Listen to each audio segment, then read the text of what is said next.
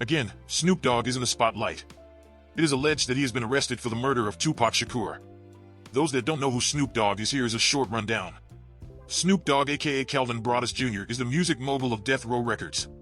In 1992, Snoop made an appearance on Dr. Dre's debut Deep Cover and The Chronic all in the same year. Snoop's album Doggy Style debuted in 1993 and produced by Dr. Dre and released by Death Row Records.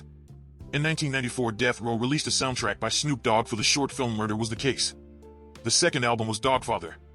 In 1996, Dogfather debuted at the top of the charts and received a double platinum certification.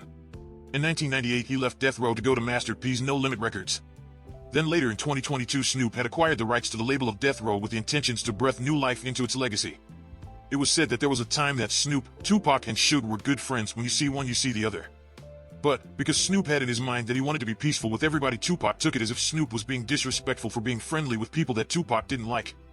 So that itself drew a wedge between their friendship. So Snoop said in September of 1996 they all took a 5-hour plane ride to Los Angeles. He wasn't able to take his security with him, so he had to travel without them. Every time he tried to speak to Pac, Tupac would brush him off, so once he boarded the plane he didn't trust him, so he grabbed a fork and a knife to protect himself just in case somebody tried something. Once they landed, Snoop said again he asked Tupac was they going to Vegas, and he said Tupac shunned him again.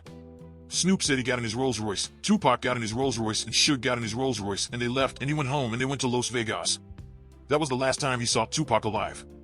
It is being alleged that because of the beef that him and Tupac and Suge had, people was trying to suggest that he knew that something was going to happen and gave warning to Daz and someone else not to go.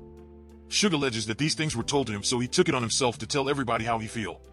As we all know that in September of 1996 the great Tupac Shakur passed away from gunshot wounds from when a car pulled up next to him and Suge Knight and fired shots that later took his life. Snoop said he was at his friend Warren G's house when they heard what happened, then Snoop went to the hospital to see about Tupac. I don't know no more than you do about what really happened and how it came about. There are so many people that are getting fingers pointed at them. A lot of people are just speculating because what Suge and some others implicated what they believe happened and that they believe Snoop had a hand in it. All of that is alleged, not a fact as far as being told.